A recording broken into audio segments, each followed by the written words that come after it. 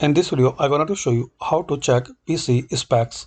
Friends, sometimes we want to upgrade our computer or want to install new software.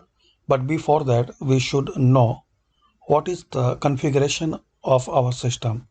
So to check configuration of a system, click on Start, then click on this gear icon for settings.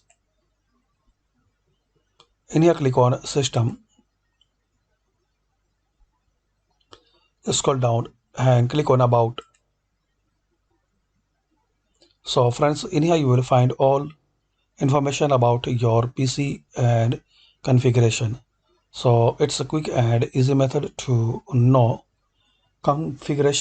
system configuration of your PC or laptop. So very quick and easy method. Click on Start, then Settings, then System and About.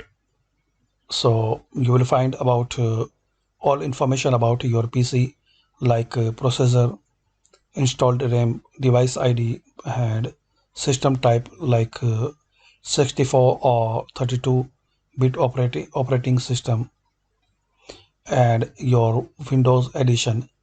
So that's it friends, by this quick and very easy method we can know system configuration on Windows 10 PC or laptop.